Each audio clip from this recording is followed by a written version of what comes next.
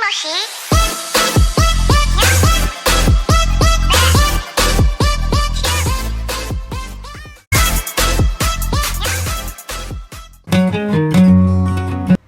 Assalamualaikum warahmatullahi wabarakatuh. Saya Nabila Febriana dengan NIM 1920604032. Di sini saya akan menjelaskan materi mengenai tentang penulisan pesan bisnis. Penjelasan yang pertama yaitu perencanaan pesan bisnis. Pengertian perencanaan pesan bisnis. Perencanaan memiliki arti yang sangat penting dalam berbagai aspek kehidupan manusia, baik dalam dunia bisnis maupun non-bisnis. Perencanaan adalah suatu kegiatan mempersiapkan segala sesuatu dengan sebaik-baiknya agar mempermudah pencapaian tujuan dengan cepat, tepat, dan mudah.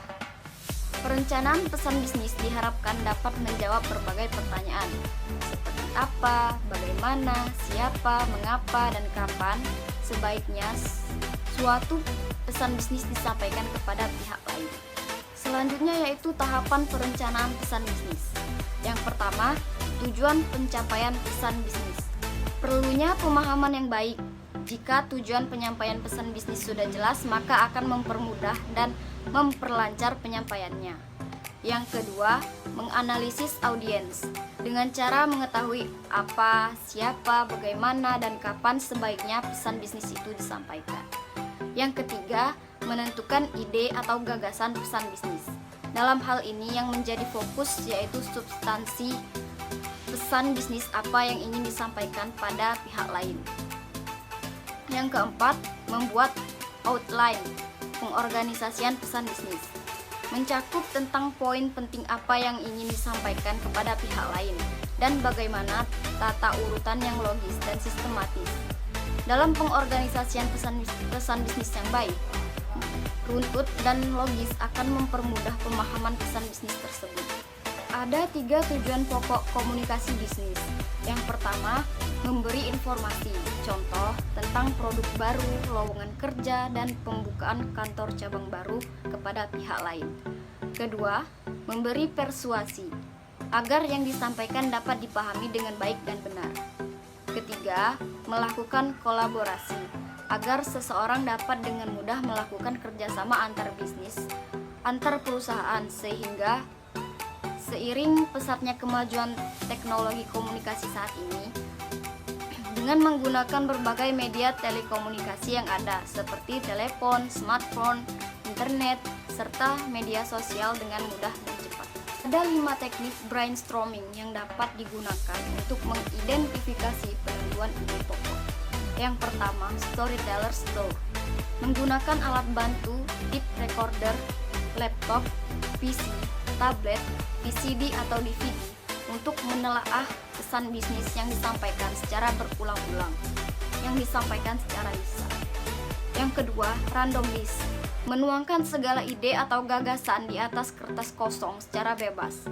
Kemudian dikelompokkan mana yang penting dan relevan dan yang tidak. Yang ketiga, CVR. Menggunakan lembar kerja kesimpulan, temuan, dan rekomendasi. Keempat, journalistic approach. Pendekatan menggunakan seorang jurnalis yang memperoleh berita menarik dan terpercaya. Kelima, question dan answer cane. Menentukan ide pokok dari perspektif audiens. Pemilihan saluran dan media komunikasi penyampaian pesan bisnis dapat menggunakan 2 komunikasi, yaitu lisan dan tertulis. Terdapat 5 perbedaan. Yang pertama, lisan memerlukan umpan balik dari audiens, sedangkan tertulis tidak memerlukan umpan balik dari audiens. Yang kedua, pesan relatif sederhana dan mudah diterima, sedangkan tertulis pesan sangat rinci, kompleks, dan memerlukan perencanaan yang hati-hati. Ketiga, tidak memerlukan catatan permanen, sedangkan tertulis memerlukan catatan permanen. Keempat, lebih mudah atau ekonomis dalam menyampaikan audiens, dalam mengumpulkan audiens. Sedangkan tertulis mencapai audiens yang luas. Kelima, menginginkan interaksi dalam pemecahan masalah, sedangkan tertulis meminimalisasi penyampaian pesan.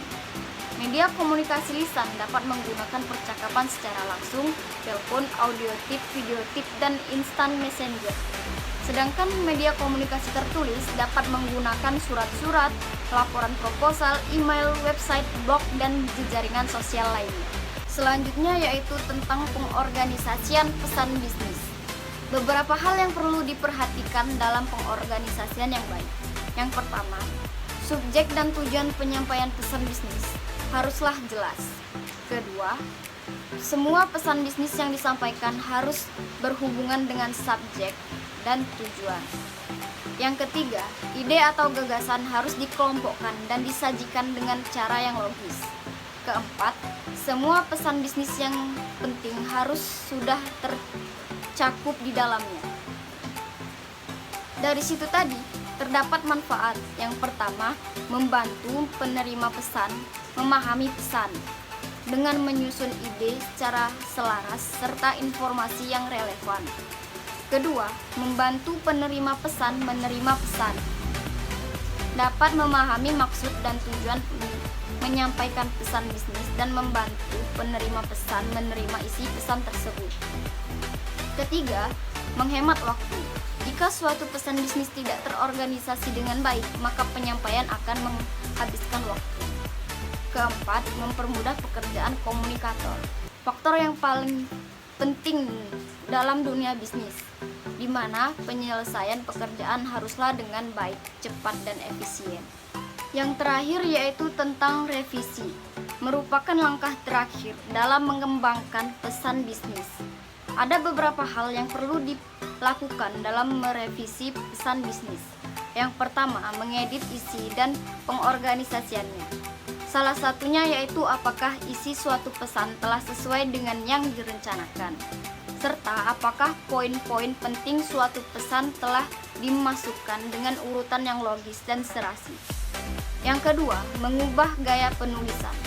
Dimulai dalam pemilihan kata yang tepat, perlu diperhatikan agar memilih kata yang sudah dikenal secara umum, singkat, dan menghindari kata yang memiliki pengertian Anda. Yang ketiga, mengedit format. Melakukan penelaahan terhadap tata bahasa, ejaan, kesalahan-kesalahan tulisan, dan tanda baca, maka tidak boleh diabaikan. Jika format penulisannya menarik, maka penerima pesan akan tertarik untuk membacanya. Mungkin ini saja yang dapat saya sampaikan. Atas kekurangan dan kesalahan kata saya mohon maaf. Kepada Allah saya mohon ampun. Wabillahi taufiq wal hidayah. Wassalamualaikum warahmatullahi wabarakatuh.